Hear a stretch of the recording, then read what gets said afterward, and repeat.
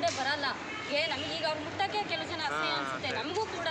But ಆದರೆ ಇವ್ರು ಈ ಸೇವೆ ಮಾಡ್ತಾ ಇದ್ದಾರೆ ಅಂದರೆ ದೇವ್ರು ಇವ್ರನ್ನ 100 ಕಾಲ ಚೆನ್ನಾಗಿಟ್ಟಿರಲಿ, ಇವ್ರಿಗೆ ಒಳ್ಳೇದು ಮಾಡಲಿ ಅಂತ ನಾನು ನಮ್ಮ ಕಡೆಯಿಂದ ಕೇಳ್ಕೊತೀನಿ. ಹಾಗೆ ನಮ್ಮ ರಮೇಶ್ ಸರ್ ಚೀಫ್ ಆಫೀಸರ್ ಇವತ್ತು ಇರಬೇಕಾಯ್ತು, ಕಾರಣದಿಂದ ಬಂದಿಲ್ಲ. ಅವರು ಈ ಥರ ಫೋನ್ ಮಾಡಿ ಸರ್ ಹಿಂಗಿದೆ ಇವ್ರಿಗೆ ವ್ಯವಸ್ಥೆ ಮಾಡಿಕೊಡ್ರಿ ಅಂದಾಗ ಆಯಿತು ಮೇಡಮ್ ನಾವು ಮಾಡಿಕೊಡ್ತೀವಿ ಅಂತ ಹೇಳಿದರು. ಹಾಗಾಗಿ ನಾವು ನಮ್ಮ ರಮೇಶ್ ಸರ್ಗೆ ನಮ್ಮ ಕಡೆಯಿಂದ ಧನ್ಯವಾದಗಳು.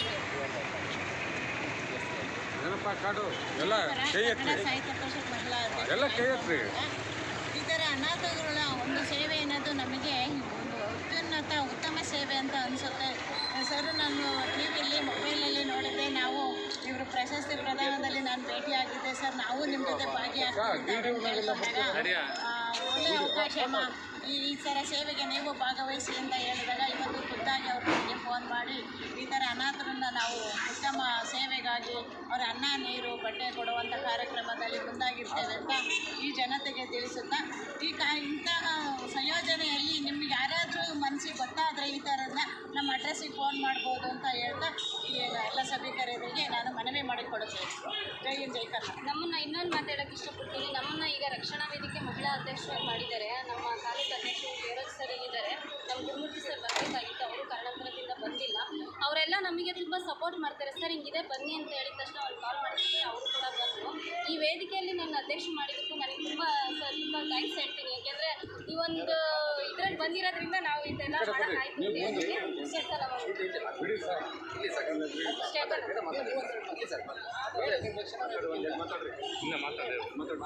ಸಾರ್ವಜನಿಕರಲ್ಲಿ ಒಂದು ಮನವಿ ಮಾಡಬೇಕಾದ್ರೆ ಅವರಿಗೆ ಈ ಅಜ್ಜಂಪುರ ಬಸ್ ಸ್ಟ್ಯಾಂಡ್ನಲ್ಲಿ ತುಂಬ ದಿನಗಳಿಂದ ಈ ಒಂದು ಅಜ್ಜಿ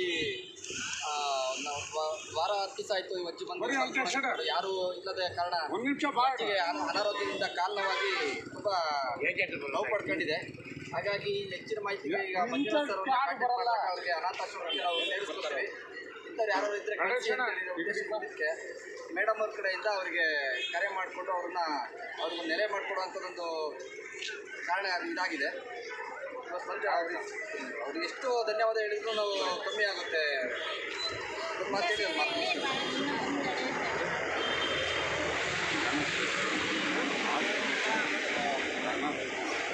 ಬಗ್ಗೆ ಗ್ರಾಮ ಪಂಚಾಯತಿ ಮಾಜಿ ಅಧ್ಯಕ್ಷರಾದ ಶ್ರೀಮತಿ ನೀಲಾಂಬಿಕರವರು ಮತ್ತು ಇಲ್ಲಿನ ಚೀಫ್ ಆಫೀಸರು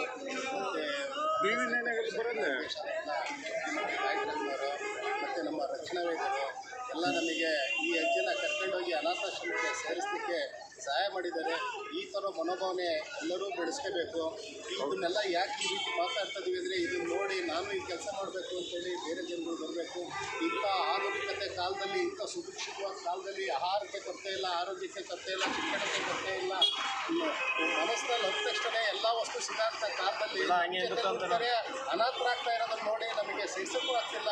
ಇದು ಯಾಕಪ್ಪ ಈ ಥರ ಆಗ್ತಾಯಿದೆ ಅಂತೇಳಿ ನಾವು ಈ ಥರ ಅನಾಥರನ್ನೆಲ್ಲ ಅನಾಥಾಶ್ರಮಕ್ಕೆ ಬೆಂಗಳೂರು, ಮೈಸೂರು, ಶ್ರೀರಂಗಪಟ್ಟಣ, ಕೆ.ಆರ್.ಪೇಟೆ ಈ ಭಾಗಕ್ಕೆಲ್ಲ ಕರ್ಕೊಂಡೋಗಿ ಬಿಡ್ತಾ ಇದ್ದೀವಿ. ಈ ಥರ ಅನಾಥರನ್ನ ಯಾರನ್ನೂ ನಾವು ಮಾಡೋದು ಬೇಡ. ಈ ಥರ ಪರವಾಗಿ ನೊಂದವರ ಪರವಾಗಿ ನಾವೆಲ್ಲರೂ ಇರೋಣ ಅಂತೇಳಿ ನಾನು ಈ ಸಂದರ್ಭದಲ್ಲಿ ಹೇಳ್ತೀನಿ. ಈ ಥರದನ್ನ ಈ ಹುಡುಗಿ ನಮ್ಮ ಗಮನಕ್ಕೆ ತಂದು ಕಳಿಸ್ಕೊಟ್ಟಿರೋದ್ರಿಂದ ಎಲ್ಲ ಪುಣ್ಯ ನಿಮಗೆ ಲಭಿಸ್ತೀನಿ ಅಂತೇಳಿ ನಾನು ಆ ಭಗವಂತನಲ್ಲಿ ಪ್ರಾರ್ಥನೆ ಮಾಡ್ತಾ ಇದ್ದೀನಿ. ಈಗ ಇವರನ್ನ ಕೆ.ಆರ್.ಪೇಟೆ ಆಶ್ರಮಕ್ಕೆ ಕರ್ಕೊಂಡು ಆಶ್ರಮದಲ್ಲಿ ಆ ಮಾಲೀಕರಿಗೆ, ಆ ಸಂಬಂಧಪಟ್ಟರಿಗೆ ಕೈಗೆ ಒತ್ತಿ ಇವರನ್ನ ಆ ಫೋಟೋಗಳು ಅಥವಾ ಆ ವಿಡಿಯೋನ ನಿಮಗೆ ತಲುಪಿಸ್ತೀವಿ. ಮತ್ತು ಇವ್ರ ಬಗ್ಗೆ ಹೇಳ್ಬೇಕಾಗಿತ್ತು, ಇವರು ಅನಾಥರಾಗಿರೋದ್ರಿಂದ ಇವರು ಆಗಬಾರ್ದು. ಆದರೂ ಕೂಡ ನಾನು ಹೇಳ್ತೀನಿ, ಇವ್ರದ್ದು ಕೊನೆಗಳಿಗೆ ದೈವಾಧೀನರಾದರು ಅಂದರೆ ಅವರು ಅಲ್ಲೇ ಎಲ್ಲ ಕಾರ್ಯಗಳನ್ನು ಮಾಡ್ತಾರೆ.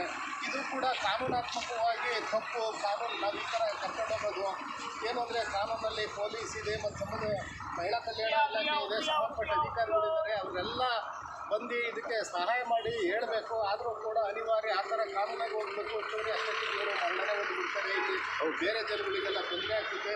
ಆದ್ದರಿಂದ ಈ ಥರಕ್ಕೆ ನೀವೆಲ್ಲರೂ ಯಾವಾಗ ಸಹಕರಿಸ್ತಾ ಇದ್ರಿ, ಈ ಥರ ಅನಾಥರನ್ನು ಒಂದು ನೆಲೆ ನಿಲ್ಲಿಸೋಣ, ಅವರು ಕೊನೆ ಸುಖಮಯವಾಗಿರಲಿ ಅಂತೇಳಿ ಬಯಸಿ ಈಗ ಇವರನ್ನ ಕೆ.ಆರ್.ಪೇಟೆಗೆ ಕರ್ಕೊಂಡು ಹೋಗ್ತಾ ಇದ್ದೀವಿ. ಎಲ್ಲರಿಗೂ ನಮಸ್ಕಾರ.